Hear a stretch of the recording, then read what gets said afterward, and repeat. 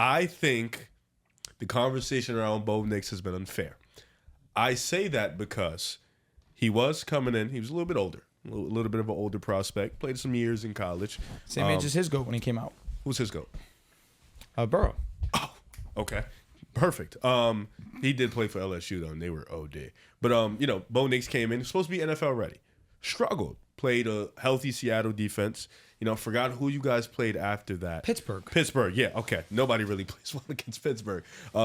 Struggled a little bit, but has seemingly found his stride. I think him and Sean Payton have developed a nice relationship, a little bit of a nice connectivity with their playbook, and they've been really well in their offense. They've had some moments against Atlanta, the Chiefs, the Panthers, but I don't think nobody really counts the Panthers, but still a rookie doing that is impressive.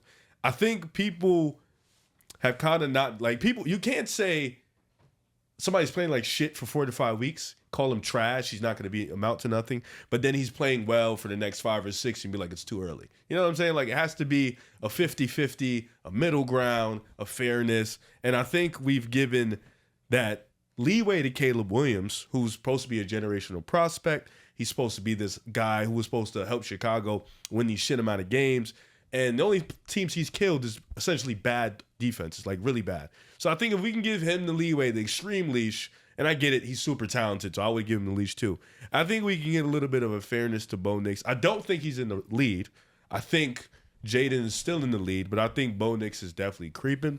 I think if he gets this Denver team into the playoffs and he doesn't fuck it up, I think he has a real chance of winning the award. But I also think what Jayden is doing with Washington, we expected them to win probably 2-3 games, and the way they've exceeded with the Broncos. No, I agree. But the way they've exceeded expectation, I think for Washington, it's been more on the offense performing as opposed to Denver. They've started defense first and then the offense. With Washington, they've had a high-powered offense all year. That's a product to Jayden Daniels. And I think, I don't think they'll win the division, but they had a strong opportunity. They've had the division in their stranglehold for about 4 to 5 weeks. So for me, Jayden is still 1. I think Bo Nix is 2. Caleb has no shot to get 1 or 2 back, I think, as long as those two keep playing like this. And then Drake May's creeping, but I think just the whole both teams are in the playoff aspect and both of those two quarterbacks are playing well, that weighs heavily to me, like more than me. That's kind of like when Scotty Barnes won the Rookie of the Year award, and it was him, Cade,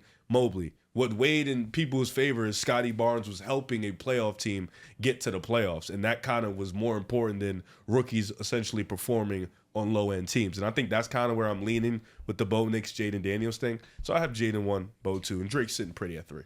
No Brock Bowers, huh? Brock Bowers most definitely is in the trio. It's a quarterback thing for me. Like, he's top 3 in receiving yards amongst tight ends. No, is he top 3? I thought it was. Yes. No, he's not. He has 7. Oh, he's tight ends. He's top. He's actually top 10 in receiving yards in general. And right now he's on pace to break the record for receptions by a tight end. Period. For 120. No, that's OD. He'd probably be 4th. Honestly, I wouldn't even mind if he was first. Who? Brock. Ooh. Brock Bowers. I think that's rude. I don't think it's crazy. I don't think it's crazy, but at the same time, I understand. Daniels has them 7 and 3. It's a QB award, really. It is. That's exactly what I was going to say. Now, I love where you started because a lot of what you're saying is going to lead into what my sentiment ultimately is. Because early on, they used analytics and they used advanced numbers against Bo Nix. The number one thing I heard from this man constantly about Bo Nix, even though I would just say, hey, we grew little by little. There's pieces, there's things about his game that I like. He's last in EPA. He's like historically bad EPA wise. When we get into like the all-time list of how bad quarterbacks, he's like 219th out of 221. At the time when Richardson got benched. Yes. So my stance now is you move goalposts now because now allegedly EPA is no longer quarterback. Now it's team stats. It's always been a team stat. Always been. But what is this leading to? Here we go, Dale. But now, because now in this side, now it's because when he's actually played well since week 5, what is he better at than the current leader in the Rookie of the Year race, which I agree. The current leader is Jayden Daniels. Who will win is Bo Nix because of the end of the season schedule. I believe that we will go on a great run. There's one defense that I am fearful of, and that is the Chargers. 1, it's a division game, and 2, the Chargers have just been one of the best defenses in the league. Now, since week 5, because again, like you mentioned, Riff, he's a rookie, and there's going to be growing pains regardless of age. Since week 5, he has a higher adjusted EPA, has a better regular EPA, better success rate, better completion percentage. Now, ADOT, that's been the big issue for Bo Nix because they're trying to say it's a lot of scheme. But we've spoken a lot about Jayden Daniels and his first read rate. Where he's going and his first read is usually the play that he's going at. Now, I'd be lying if I said that you watch the tape and you understand there's times where he lets the play progress. The game that sticks out to me is the Giants game. But a lot of what they're trying to use against Bo Nix is this ADOT. This past weekend, his historic game, 300 yards, 4 touchdowns, 80% completion percentage, only been done by one person, Bo Nix. But it's ADOT of 4 yards. What does that mean to me? It was a scheme game. So Sean Payton gets all the credit, gets a majority of it. Let me not say all, but he gets a lot of credit because he schemed up a great game plan against a poor defense. But if we go from week 5, Jayden Daniels and him only differ by 0.6 yards in ADOT. So if everything has been since week 5, like I've mentioned, when he's actually turned it on, and I won't get into the box score stats because, of course, that's where things get boring because Bo Nix is first in essentially everything since then because he's really figured it out since that point in time. That's where I just don't want the goalpost to be moved too much where we use these advanced stats against Bo Nix to start his career, even though it was only a handful of games. But now that he's actually been playing well and the advanced stats actually favor him over the darling, which is fair because Jayden's been beautiful to watch, especially considering both situations.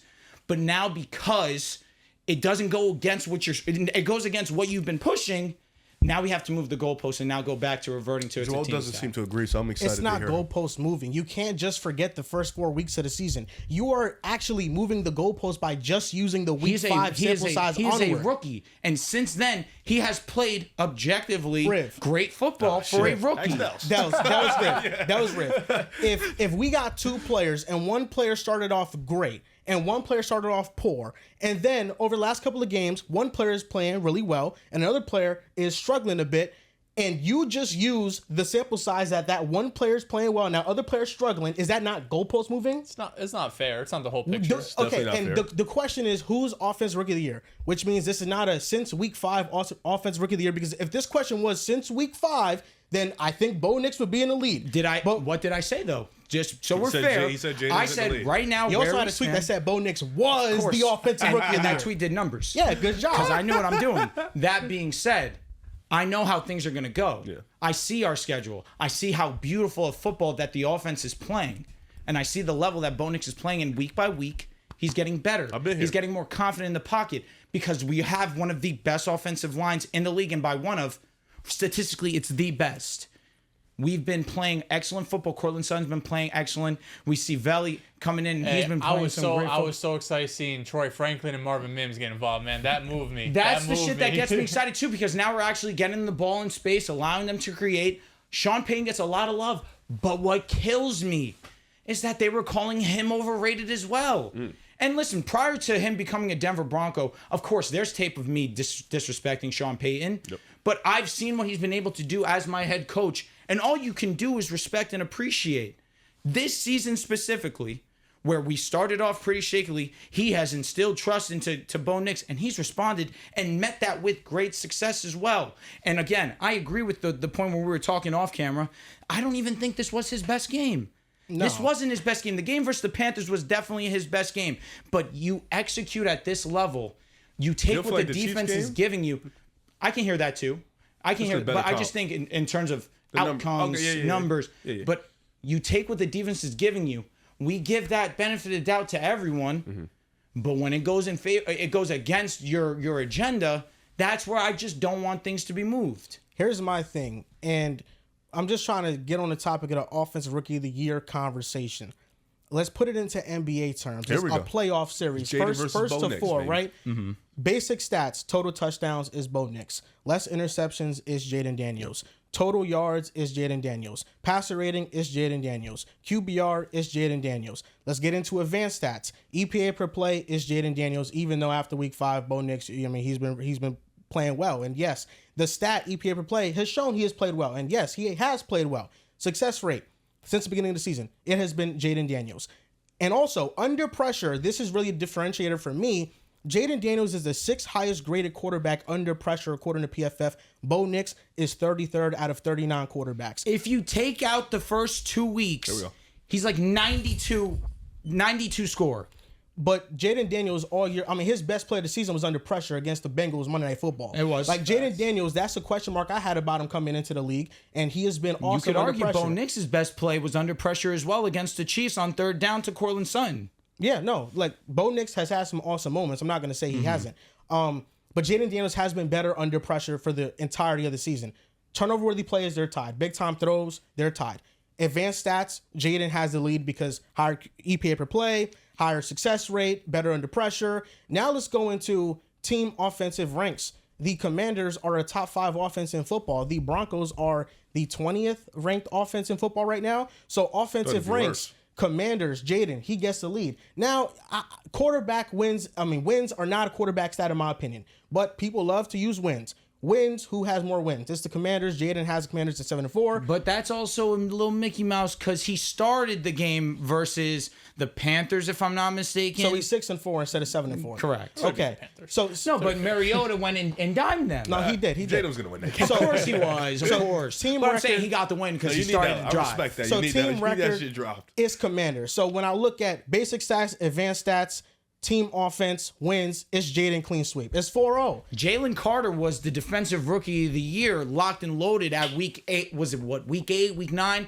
And then Will Anderson came out of nowhere and was able to snatch the first 8 weeks. Jalen Carter was a dope. Agreed. And the first few weeks, I'm not even going to argue. Yeah. Even when we sat here and talked about the top 5 rookies, he flopped bad. I said, "Come on, it's still Jayden," but I don't want to hear anybody else but Bo Nix after that.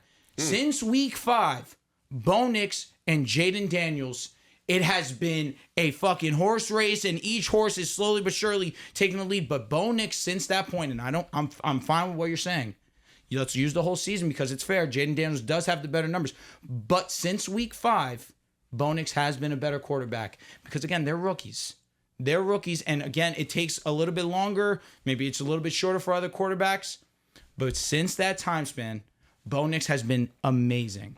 I think Bo Nix has been really good. One of my favorite things just in the NFL and sports in general, I love when someone struggles, man. That's my favorite part. If you don't struggle, I don't want you. If you're someone that comes out the gate week 1, he's cooking. I don't want you. He's not even lying. He's being a little struggle. sarcastic, but I know him. He's not lying. I want you to struggle because Bo Nix to start the year was bad. We want you to historically struggle and then rise up. Yes, exactly. The cream rises to the top. All your quarterbacks do that. Caleb AR. Yeah, he was because Bo Nix to start the year was ass. Some guys don't always come back. Bo Nix was ass to start the year. That Saints game felt like the pinnacle of assness. I was like, yo, this is a dude that's not startable. Yeah. And then these last like 3-4 weeks, he's turned it around. And he's been more than a serviceable quarterback. I think the one thing that's going to, if anything, screws Bo Nix, because I think right now it's wide open. I think Jayden Daniels, Bo Nix, and Brock Bowers, those are the 3 that I look at that have a real chance 100%. Of doing it. The only when I compare this to last year's race, because I think it's similar, because you had CJ Stroud and then you had the receiver who's like putting historical numbers up in Puka Nacua. I think the biggest difference to me is that CJ Stroud last year was dominant. Like CJ Stroud was out there, touchdown interception ratio, 100 passer rating, won the division, made the playoffs. I think Bo Nix and Jayden do that too, but winning the division, of course, you have KC, so maybe that's not fair. But CJ Stroud was so damn good for that Texans team that, I mean, first time head coach, first time play caller, all of this shit going on. Felt like, okay, he did on the field, plus kind of reset the culture of that Texans team. It's fair to give it to him. I think Brock Bowers has a chance this year to be a position player to win it. Because you go into this Raiders situation, terrible quarterback. Gardner Minshew, fucking Aiden O'Connell, Desmond Ritter's probably going to start at some point in this season as well. And then to start the year, you have target competition with Devontae Adams. You still dog. Devontae Adams gets traded. You're just as good, if not better. You're on pace for 120 fucking receptions. You're on pace for 1,200 yards. You're going to have an historic rookie season for a tight end. And like Drew mentioned, you might break the reception record for all rookies. He's insane. I think Brock Bowers has as good of a chance as anyone, especially compared to like Puka from last season. I do think Bo Nix and Jayden, though, it's a toss-up right now. I think where we stand right now, it's a 50-50 chance. But I do think Bo Nix is going to have to be exceptional for him to win the award. Because Jayden Daniels is the top 2 pick. He played at LSU. Everyone saw him dog. So everyone almost expected him to come to the league and be like, you should be maybe not dominate because there was questions, but we're expecting you to be a superstar. You were drafted top 2. Bo Nix, like you mentioned, he's an older prospect, right? He moved around to a couple different schools. I still think that kind of agenda around them exists to the point that it has to be clear and obvious that Bo Nix is outperforming Jayden, because if they're on the same level, I think they're just going to give it to Jayden because of the highly touted prospect, number 2 overall pick. That's where I think that goes. And if Drake May would have played all 17 games, shit, I think it would have been his award. But do you think that weighs into voters' opinions? I think that when it comes to people that talk about the sport, maybe they'll be a little bit more hesitant to give him the praise, like we've seen already with Bo Nix. I think agendas move voters. Yeah. I just think what Riff said was pretty sound. I mean, the Commanders have won off the strength of their offense. And the defense has came to life recently, but the Broncos defense was doing a lot of heavy lifting in those 5 weeks of the season. And then the offense started to play better and they started to pick it up. And I think a lot of that is, early on in the season, Sean Payton was not putting the training wheels on Bo Nix at all. He said, listen, we're going to see what the hell you can do. And we're going to see what you can do and what you can't do. And when he saw he struggled with certain things, he said, okay, we're going to play around your strengths. And that's what's been happening.